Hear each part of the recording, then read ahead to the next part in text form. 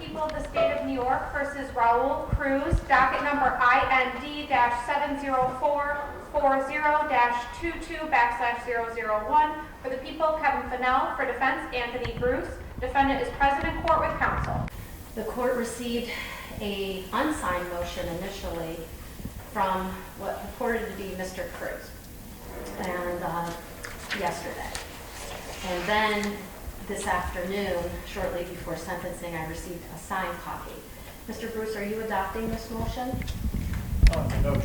Okay. You're talking about the affidavit? Correct. An affidavit in support of pro se motion to withdraw plea. That expresses my client's thoughts and desires as to what the court should do. As it indicates in there, I have advised him vociferously otherwise, but he persists in it. Okay, thank you. Do you want to address the court regarding your motion? I have reviewed it fully in the case law citations. Yeah, I just want to try to move forward with withdrawal of my plea because I did not do any of this that I copped out to. I feel like I was led into taking a plea of guilt that I did not want to take fully at all because I did not do anything that they're trying to accuse me of or they're trying to put on me. I feel like they just took advantage of me being naive to the justice system, the court procedures and everything, and me not knowing anything about anything. I feel like they just use that as advantage to just lead me in the wrong direction instead of the right. And I just don't feel like it's fair.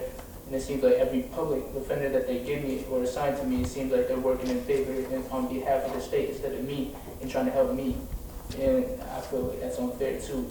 And it's just, I don't have a strong understanding of anything that's really going on pertaining this case because none of the public attorneys want to work with me and actually help me figure out where they're wrong at and where, like, because I had broken down my case myself and I seen many errors in it, and I'm just like, why did I plead out? I asked myself, why, since I plead out, why did I plead out?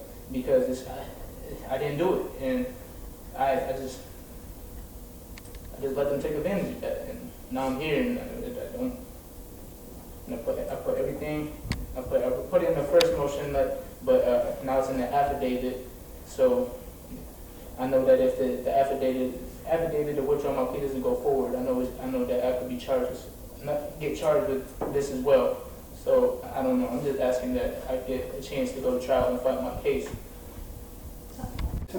Mr. Rarick, his former attorney, had advised me that on October 4th, 2022, that Mr. Cruz, having been advised of the plea before that date, had agreed that he would accept the plea in its current form, which was the 23 to life offer that he ended up accepting and pleading guilty to on the 17th. Mr. Rarick, in his email, indicated to me that he had just gotten back from visiting Mr. Cruz in the jail where he discussed that plea, and Mr. Cruz was prepared to accept that plea. The jail records indicate that Mr. Rarick visited Mr. Cruz in the jail 20 times before the day the plea was taken, and including October 3rd and October 4th of 2022, the day that Mr. Rarick communicated defendant's willingness to accept the plea to me. Fast forward to the 17th, nearly 2 weeks later, Mr. Cruz, when called upon to enter his plea, expressed some second thoughts. Mr. Rarick spoke with Mr. Cruz here in the courtroom, and then it was decided that Mr. Cruz needed more time to consider the offer. He was returned to the jail, and the matter was recalendared for later in the afternoon. Mr. Rarick visited Mr. Cruz again in the jail. Mr. Rarick came back with the defendant sometime around 3 o'clock in the afternoon of the 17th, where Mr. Cruz indicated he would accept the plea. So for Mr. Cruz now to say he was hurried into accepting that plea, or he didn't understand the parameters of the plea, I think is disingenuous. He had plenty of time to consider the plea. In fact, had agreed to accept the plea almost 2 weeks before it was actually entered. As this court is well aware, the permission to withdraw a plea of guilty rests solely within the court's discretion. In exercising that discretion, it is not impermissible or improper to deny that request, absent some evidence of innocence, fraud, or mistake in inducing the plea. Mr. Cruz was not mistaken. He's not alleging a mistake. He's not alleging he was induced by fraud to enter into the plea. He's only alleging that he felt coerced because he didn't have enough time, and that, frankly, is belied by the jail records. It's belied by the attorney's statements in this courtroom. It's belied by the attorney's emails to me concerning this matter. That leaves evidence of innocence. Mr. Cruz today says he's not guilty of this crime. However, Mr. Cruz admitted to 2 state police investigators in a lengthy interview that he committed this crime. He gave details of how he committed the crime, and he also provided the investigators with corroboration as to some of the manner in which the crime was committed. There was forensic evidence at the scene. There was forensic evidence that was recovered from Mr. Cruz, including, Your Honor, the fact that he had significant cuts on that one hand that was consistent with being injured from a blade that he was then wielding. Mr. Cruz, Your Honor, also was seen on video from the location entering into the property, and there frankly is an eyewitness to his one act of murder. That witness was excluded by Mr. Cruz before the second individual was killed, but she witnessed him without provocation strike and kill, or at least cause mortal wounding to the first victim in this case without provocation. Your Honor, there is considerable, and I would suggest overwhelming, proof of Mr. Cruz's guilt in this case, and I would suggest that the court can and should deny his motion to withdraw his plea. I would just, for the court's consideration, cite People v. Secone, 211 AD 3rd, 1520, that's 1520, a Fourth Department case where, again, the defendant claimed that he did not have enough time to discuss the plea offer with his attorney and who allegedly pressured him into taking the plea. That denial of his request was upheld by the Fourth Department. It is interesting that Mr. Cruz also claims that he lied under oath to this court during the plea colloquy. That's in his affidavit. That's in his sworn affidavit from, it appears, the 21st of this month, several days ago.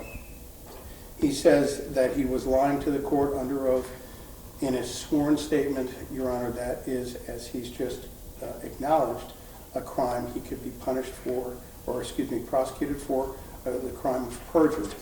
I would submit to the court, not only is Mr. Cruz gambling by asking that his plea be withdrawn, but his chip, which was concurrency, he had that on his table. The benefit of a concurrent sentence, he pushed that in the middle when he went all in on the affidavit where he claims to have lied under oath.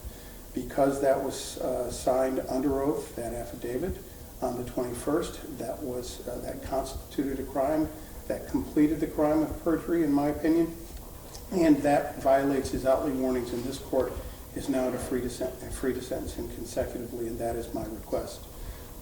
I would ask not only the court deny his request to withdraw his plea, but find that the outly warnings are violated and sentence Mr. Cruz consecutively for these 2 murders. After considering the arguments that have been presented by the defendant and by the people, the court is going to rule as follows. Permission to withdraw a guilty plea rests solely within the sound discretion of the trial court, and refusal to permit withdrawal does not constitute an abuse of discretion unless there is some evidence of innocence, fraud, or mistake in inducing the plea. And I cite People v. Schultz, 158 83rd 1058. This case is very similar to People v. Wolf, which is 83rd 1266, which is a Fourth Department case from 2011. In that case, the defendant's own submissions on his motion established that he was aware of the plea months before pleading guilty, that the people were not pursuing additional charges against him, which is similar to this case. In any event, the fact that the possibility of additional charges may have influenced the defendant's decision to plead guilty is insufficient to establish that the plea was coerced.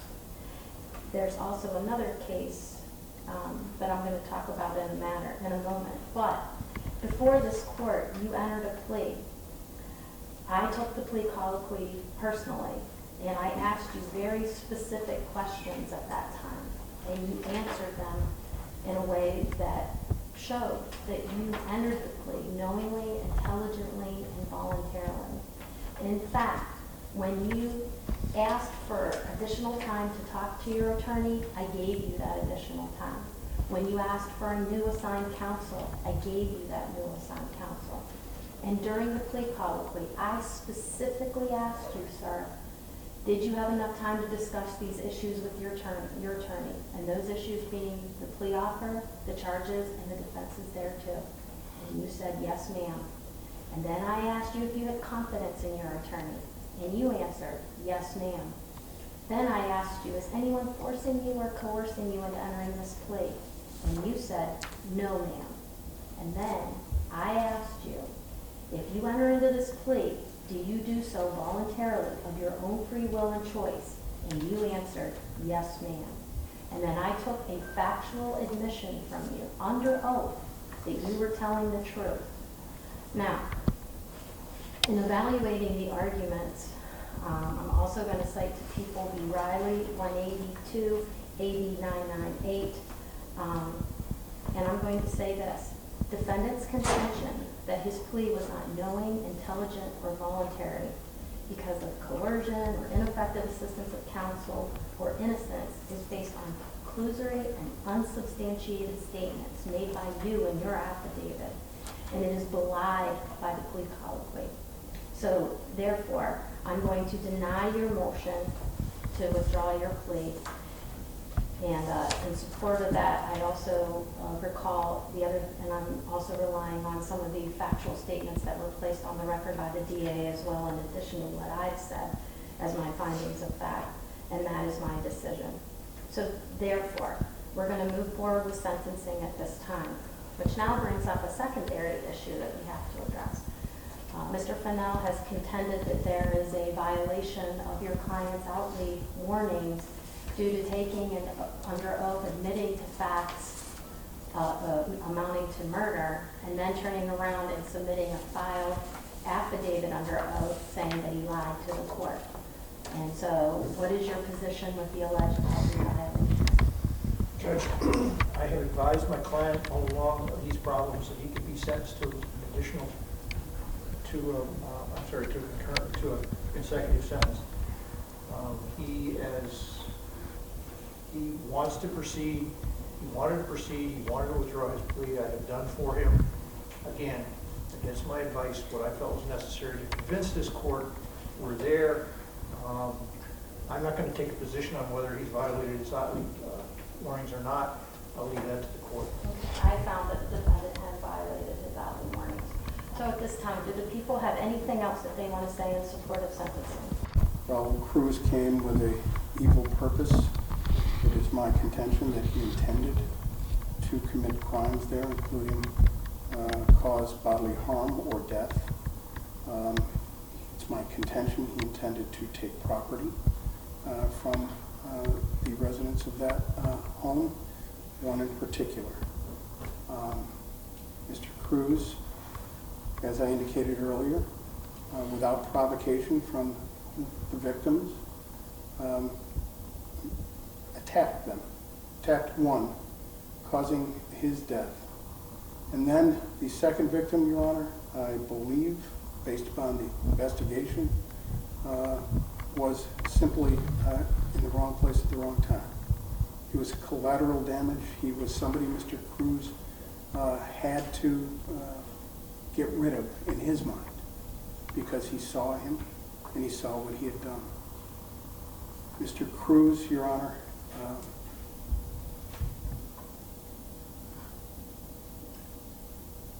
has, I would submit, no redeeming qualities which would permit this court to sentence him other than to the maximum sentence allowed by law, and that is what I'd ask for. Mr. Cruz, is there anything you would like to say with respect to sentencing? Judge, given the fact that my client now says, in contravention of his plea, that he's not guilty of these crimes, he intends to file an appeal based on involuntariness of his plea, I think it's best that we simply let matters lie. Okay, I am going to ask your client, though, if he has anything He he does. wants to say. Okay, does. all right. Before I sentence you, Mr. Cruz, is there anything else you want to say?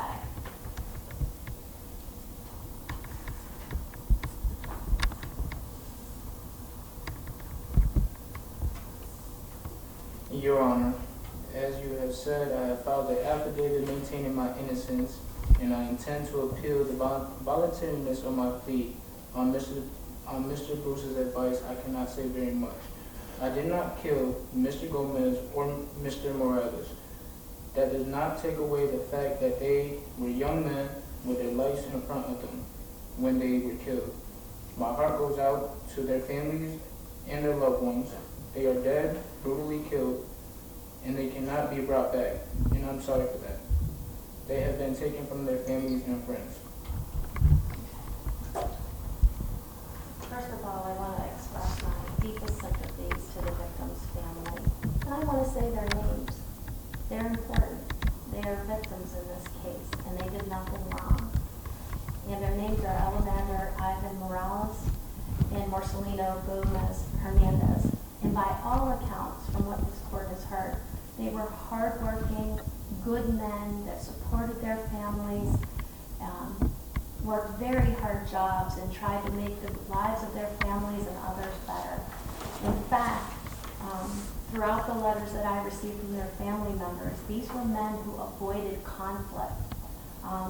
They were two men who welcomed the defendant and the co-defendant into their home, shared a few beers with them, and by all respects seemed to be having a good night until,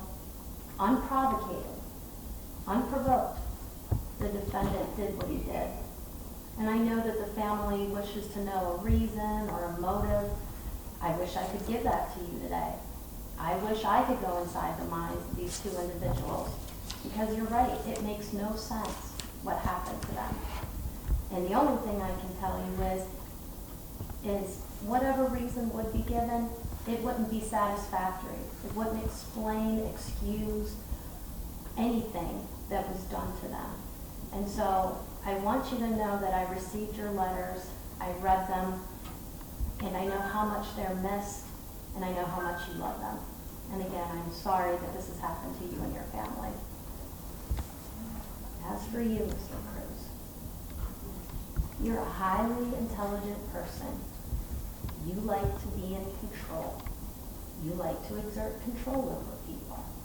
And that night, based on all the evidence that was before this court, based on what was said by the district attorney, based on the things that you said to law enforcement, you went there with a plan in mind. And when you were told it was time to go, you got angry and unprovoked, for no reason, attacked the first victim. And in those moments, when you were killing these individuals, you exacted what you thought was ultimate control to decide who was going to live and who was going to die. And you even said to one of the members in the house that you weren't there for them, and that one person escaped out a back window after locking himself in the bedroom. I believe you went there. You went there intentionally to do harm to those people and to exact control over them. And it's ironic to me that you come in here today and look to vacate a plea that you took,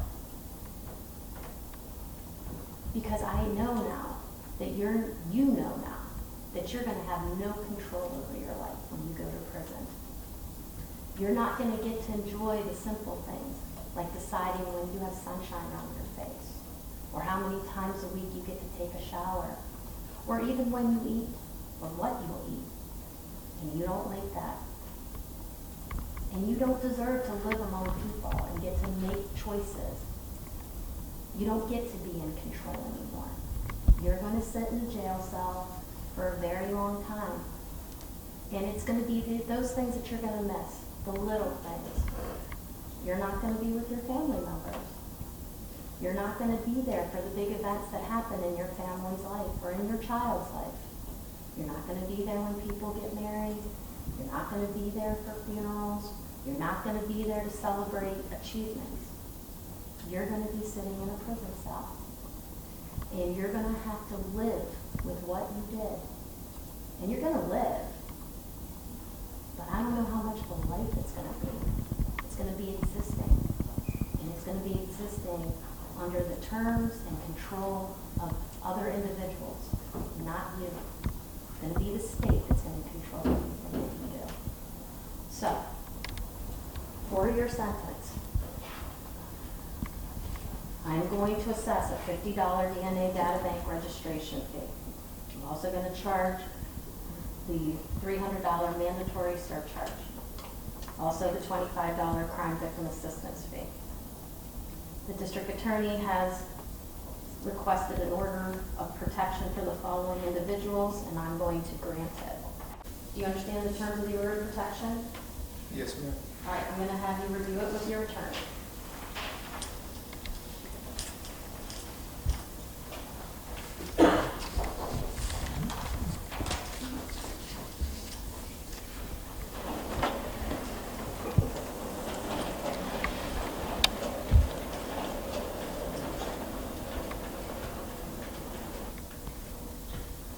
He's indicated that he understands it, Judge. I need a pen.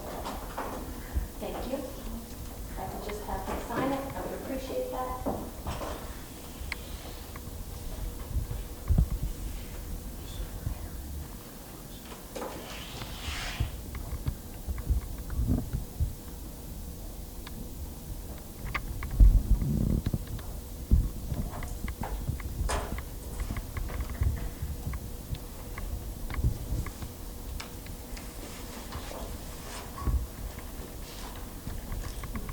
Your depravity that night was boundless. You showed no mercy whatsoever to either victim, and as such, this court is going to show you no mercy. I'm going to sentence you to 25 years to life to run consecutively, and that's on an indeterminate basis, and that's on each count of murder in the first degree. You waived your right to appeal. However, to the extent you want to challenge that waiver or file a notice of appeal, you have 30 days from today's date. All you need to do is let Mr. Bruce know, and he's obligated under our court rules to file that notice of appeal on your behalf. Do you understand your appeal rights? Yes, ma'am. Then this matter is adjourned. Judge, may I say one thing? Sure. I commented earlier that Mr. Cruz made admissions to investigators from the state police, but I really would be remiss if I didn't mention that the Genesee County Sheriff's Office Criminal Investigation Division spent hours and hours and hours and shouldered the load for this investigation, and it is they who have developed the evidence that led to the apprehension of Mr. Cruz, led to his interview, and led to the very, very overwhelming evidence of guilt in this matter. Thank you. Thank you. Please stand adjourned. Judge, one very minor thing. Surcharge and the fees that were imposed today, my client has no money. I would move that the court simply reduce those to judgment. Good night. Good, sir.